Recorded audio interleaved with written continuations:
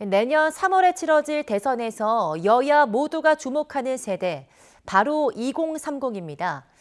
정당에 대한 충성도보다는 관심사에 따라 지지 후보를 바꾼다는 점에서 대선의 캐스팅 보트로 여겨지지만 그만큼 투표 성향을 예측하기도 쉽지 않습니다. 이정미 기자가 분석했습니다.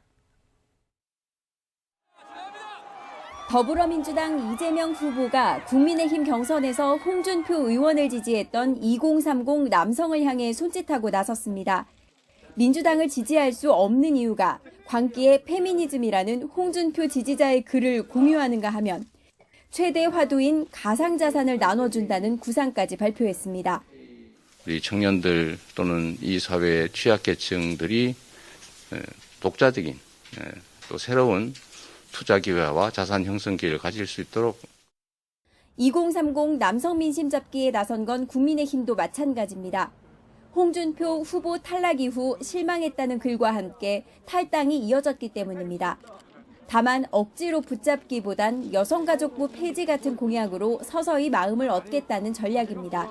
이제 우리 당을 그래도 열심히 지지해준 2030 청년 세대가 하도 우리 당의 중요한 정치적 자산이고 2030 남성은 지난 재보선 오세훈 서울시장이 당선될 때 바람을 일으켰던 핵심 세력으로 꼽힙니다.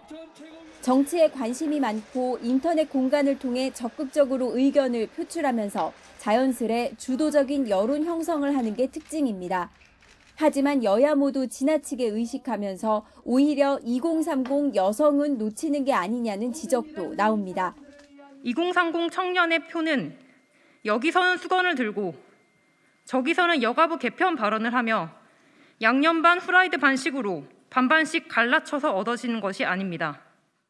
지난 서울시장 재보선에서 남녀의 지지 성향이 비슷했던 다른 연령대와 달리 특히 20대는 남녀의 지지 성향이 확연하게 엇갈렸다는 점에서 두 마리 토끼를 다 잡기는 쉽지 않은 게 현실입니다.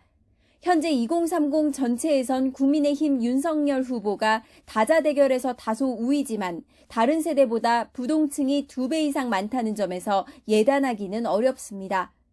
결국 남성이냐 여성이냐 표만 계산하며 이리저리 공약을 바꾸기보다는 방향성을 갖고 미래를 생각한 정교한 정책을 내놓는 게 더 바람직해 보입니다. YTN 이정미입니다.